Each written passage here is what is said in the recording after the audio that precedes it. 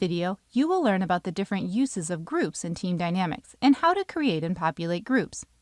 Groups are collections of users in team dynamics who have something in common. Groups differ from departments in that they are functional rather than organizational. Your organizational chart may be a good place to start, but groups do not need to match your organizational chart one-to-one. You may have a group for employees, a group for students, or a group for users who perform a certain function. Groups are typically created for 3 reasons: responsibility, visibility, and sharing. One of the most common ways to use groups is for responsibility or assignment. A few common examples of these groups are help desk, project managers, or IT leadership. These groups can be assigned to tickets and tasks, prompted for approval in workflows, and be made responsible for other actions. Groups can also be used to control visibility into different areas of the client portal. For example, you could create a group for all administrative assistants across the departments and limit an area of your knowledge base or service catalog so that only those in this group can see and use the articles and services. Groups can also be created for the purposes of sharing. This is most commonly used to share custom reports. You may have a group for department heads across all of the departments in your IT organization and share strategic reports within this group. This enables them to view this content without having to create it for themselves. It is possible to be a member of multiple groups. For example, Taylor, a member of the network infrastructure team, is a member of 3 groups: the network group, used for assigning tickets and projects, the IT internal group, which allows them to view IT-specific knowledge base articles, and the network reports group, which can view network-related reports in the tickets application. You can also use groups for multiple purposes. For example, we can share reports and assign tickets to the network group and have an area of the service catalog that only members of this group can view. Let's create a group for our implementation team. In TD Admin, we'll go to Users and Roles, then Groups. At the top of the page, click New and create a name for your group. Optionally, enter a description of the group to help others understand what it is used for. You can also add an external ID, which you can use to search the group by. Leave the Active checkbox checked. You can uncheck this later if a group no longer needs to be used. Finally, click Save. From the Groups list, you can click Edit to change the group details, or delete it using the Delete button. Let's open up our group again and add group members. Click the name of the group to open it. At the top of the page, click Add Group Members.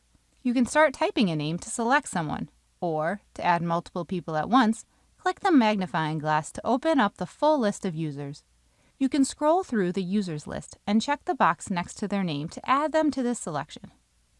Optionally, you can use the filters at the top to narrow down your list of users, or use the search box to find someone specific. When you've selected all of the group members, click Insert Checked to add them to the box. Back on the Add Group Members screen, we have a few checkboxes. You can use these checkboxes to change the settings for everyone in the Select People box.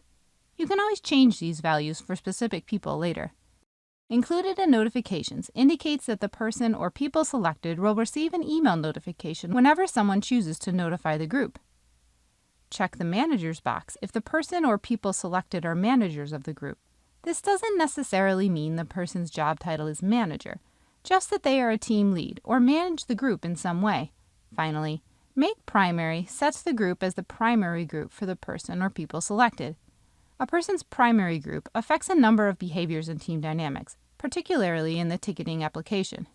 A person can only have one primary group, but you can always choose to set another group as a person's primary group.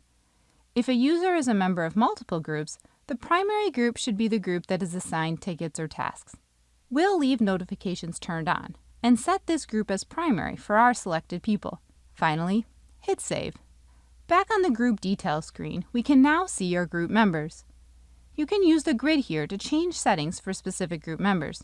Click Set or Clear to change whether this group is the person's primary group. Click Yes or No under Manager to indicate whether the person is a group manager. And choose Yes or No under Notified to toggle whether the person receives notifications. Finally, to remove someone from a group, click Remove.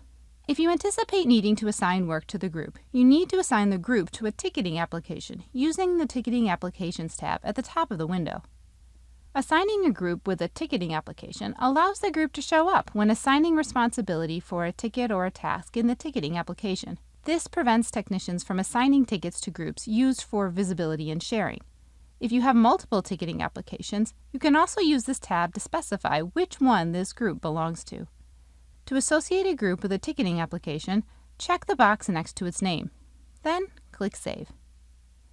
Now you know how to create and manage different kinds of groups.